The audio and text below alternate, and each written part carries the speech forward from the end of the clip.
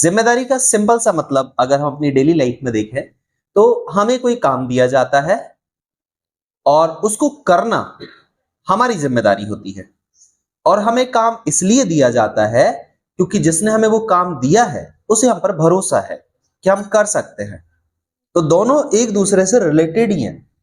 ठीक है, जिम्मेदारी उसी को दी जा सकती है जिस पर विश्वास हो।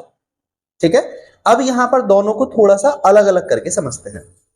जिम्मेदारी या रिस्पॉन्सिबिलिटी बेसिकली हम दो कैटेगरी में समझ सकते हैं।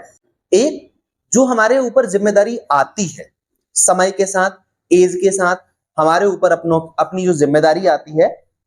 ठीक है, हमें कोई काम करने पड़ते हैं समय के साथ। जब हम बड़े होते जाते हैं तो हमें घर के काम संभालने पड़ते हैं। फिर एक समय ऐसा आता है कि पूरा घर हमें संभालना पड़ता है। ये हमारे पास जिम्मेदारी समय के साथ आती है। कई बार ये होता है कि हमें जिम्मेदारी खुद लेनी होती है, हमें खुद एक्सेप्ट करनी होती है कि अब ये मेरी जिम्मेदारी है और ये काम मुझे करना है। ध्यान दो, जिम्मेदारी कई बार ऐसा होता है कि आपको जिम्मेदारी मिल तो गई लेकिन आप उस जिम्मेदारी को निभा ही नहीं पा रहे हो, उसको निर्वाह नहीं कर पा रहे हो।